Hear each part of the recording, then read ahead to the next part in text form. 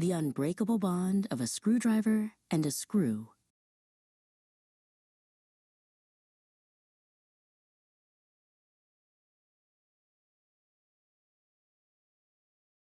The old toolbox was a maze of forgotten things.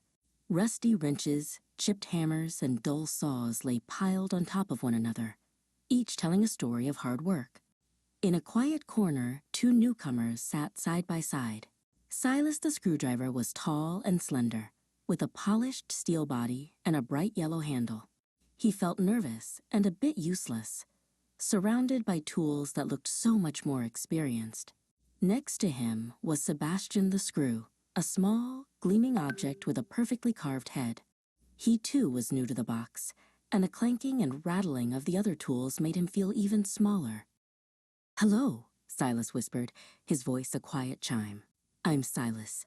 Sebastian, surprised to hear a friendly voice, replied with a gentle clink. "I'm Sebastian."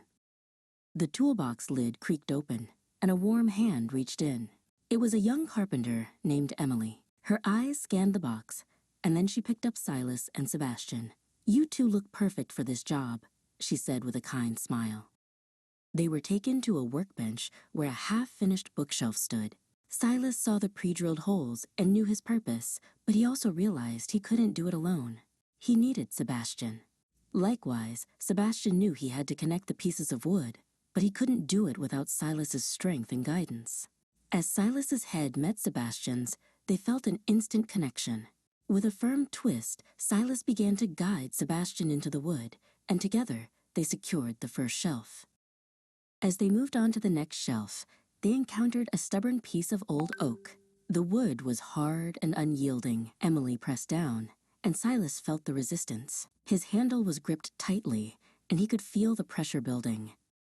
He knew if he twisted too hard, he might strip Sebastian's head, rendering him useless. Sebastian, for his part, felt the immense pressure against his body. He had to hold his shape, resisting the urge to crack or bend. "Just a little more," Silas thought. "We can do this." Sebastian held firm, a silent testament to his strength. With a final, determined turn, Silas guided Sebastian deeper, and with a satisfying click, the two pieces of wood were joined, a perfect fit. Weeks turned into months, and Silas and Sebastian became inseparable.